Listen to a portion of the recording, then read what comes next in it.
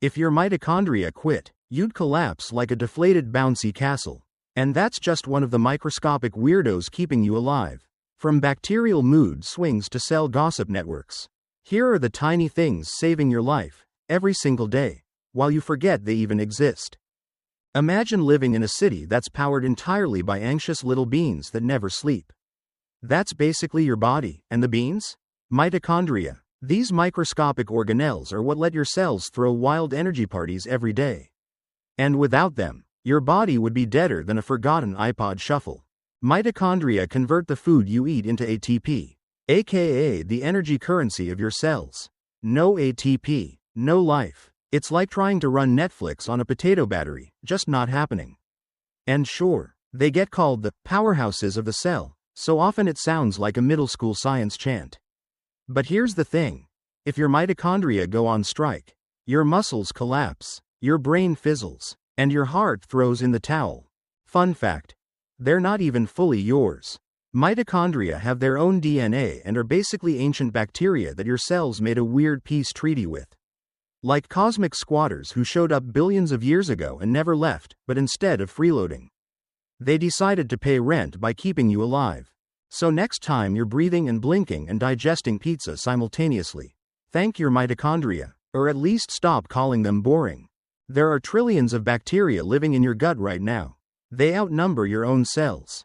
They're holding secret bacterial raves in your intestines while you're just out here trying to live your best life.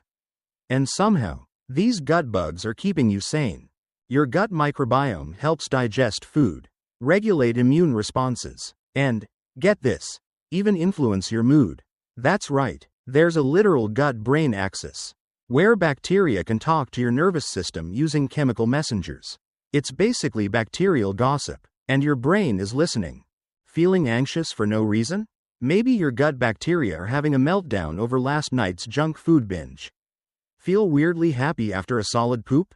That's serotonin, most of which is made in your gut, not your brain. Who knew your colon was moonlighting as a mood stabilizer?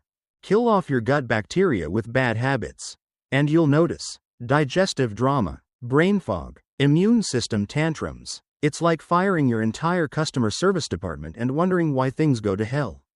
So yeah, those bacteria aren't freeloaders, they're your biochemical support staff.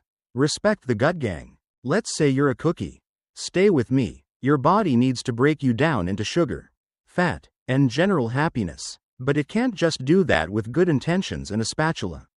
It needs enzymes, microscopic matchmakers that speed up chemical reactions faster than a teenager opening a text from their crush. Enzymes are the reason you can digest food, think thoughts, and blink without your cells spontaneously combusting. Without them, your body would be stuck waiting for molecules to do their thing at the pace of a 200-year-old tortoise on Benadryl. Each enzyme is super picky. Lactase only wants to hang out with lactose. Amylase just vibes with carbs. They're like the molecular version of that friend who only dates people who look like Scandinavian vampires. Take enzymes away for a day and your body becomes a slow, gurgling soup of unfinished business. Your food would just kind of sit there. Your muscles would just kind of not move. Your DNA? Totally confused and unhelped. Enzymes. The reason your body isn't an awkward, dysfunctional chemical puddle. Ever tried using a computer with 3% Wi-Fi? That's your nervous system without myelin. Myelin is a fatty sheath that wraps around your neurons like cling wrap on speed. Its entire job is to help electrical signals travel fast, and I mean fast. Without it, your brain's messages move slower than a grandma trying to send a text using voice dictation. When myelin breaks down, like in multiple sclerosis, everything gets scrambled. Your brain says, walk. Your legs say, nah. And your balance says, surprise backflip. It's terrifying, confusing, and a reminder that speed really does matter. You'd think something so crucial would be protected at all costs. Right? Nope. Stress, poor diet, lack of sleep. All these things can mess with your myelin.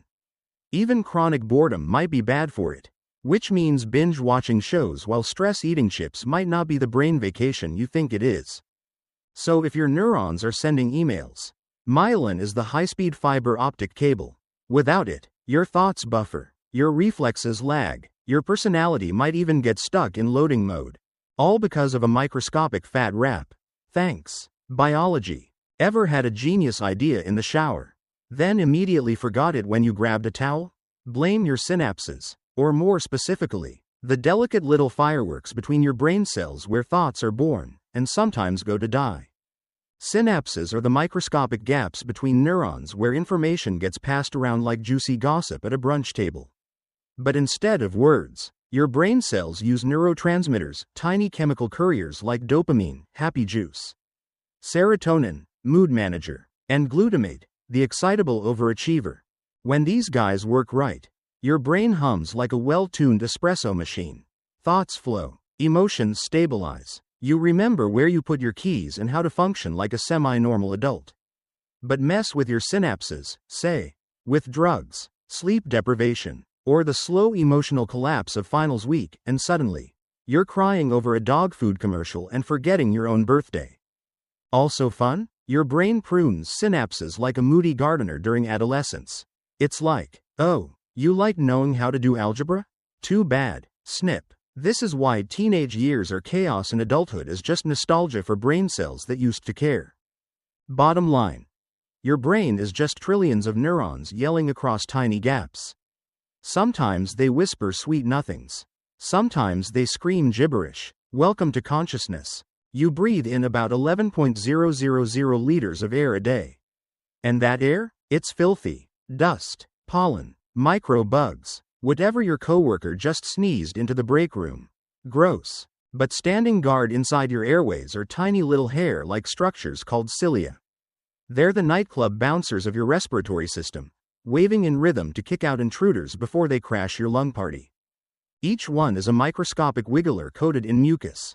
They trap particles, push them upward, and out. It's like an airport security line for your nostrils, except more efficient and slightly less condescending.